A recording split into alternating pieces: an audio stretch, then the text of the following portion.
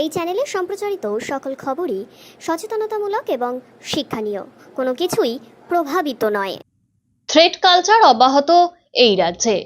আমরা দেখেছি গত 9ই আগস্ট আরজি করের যে ঘটনা, সেই ঘটনা এখনো পর্যন্ত আন্দোলনের সম্মুখে দাঁড়িয়ে এখনো পর্যন্ত বিচারাধীন।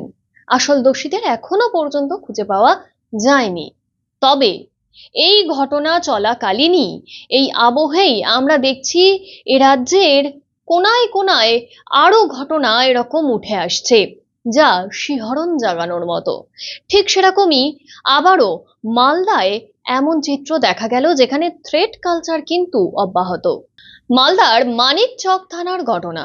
সেখানকার এক যুবতী, তাকে শারীরিকভাবে নিগ্রহ করা হয় এবং যে অভিযুক্ত তাকে হাতে নাতে ধরে গ্রামবাসীরা এবং পুলিশের হাতে তুলে পর্যন্ত দেয়। পুলিশ গ্রেপ্তারও করে। তার পরবর্তীতে পুলিশ সেই নারীকে ডেকে পাঠান এবং সেই ব্যক্তির বক্তব্য এটাই যে তাকে থানায় ডেকে সেই থানার এই কেসের আধিকারিক স্বপন চক্রবর্তী, তিনি এই কেস প্রত্যাহার করার কথা জানান। আর তা যদি না করে তাহলে তার নামে ব্যাপক বদনাম রটিয়ে দেওয়া হবে, এমনটাই ভয় কিন্তু দেখানো হয়। অর্থাৎ এ রাজ্যে থ্রেট কালচার এখনো পর্যন্ত কোনো অংশে কমেনি, অব্যাহত থেকেই গেছে। এত আন্দোলন, এত অনশন, তারপরও জেলায় জেলায় রাজ্যের কোনায় কোনায় কোনোভাবেই আটকানো যাচ্ছে না এমন ঘটনাকে।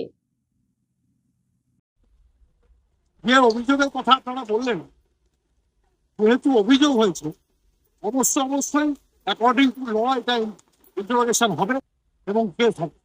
কারণ মালদা থানায়, মালদার সমস্ত পুলিশ প্রশাসন অত্যন্ত দায়িত্বশীলতার সঙ্গে প্রত্যেকটি অভিযোগকে খতিয়ে দেখে এর আগে আসামিদেরকে সাজা দিতে আগামীতেও দেবে।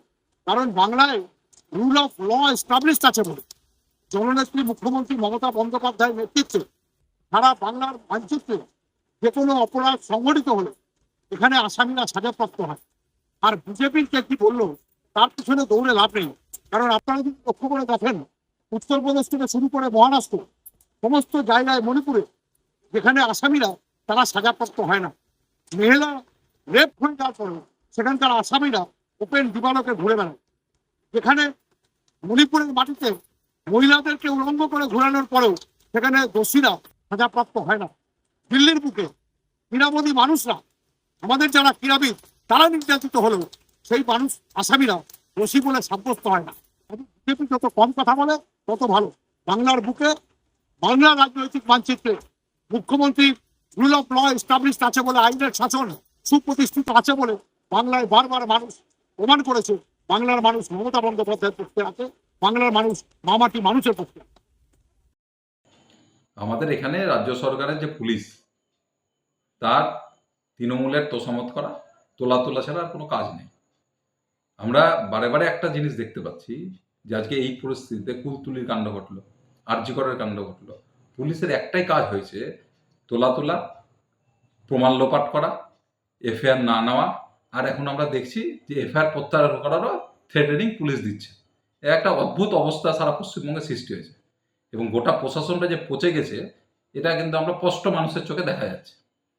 কারণ একজন মহিলা, তাকে যদি পুলিশ থ্রেট করে, এর থেকে দুর্ভাগ্যজনক আর কি হতে পারে প্রত্যাহার করার জন্য রেপ কেসে।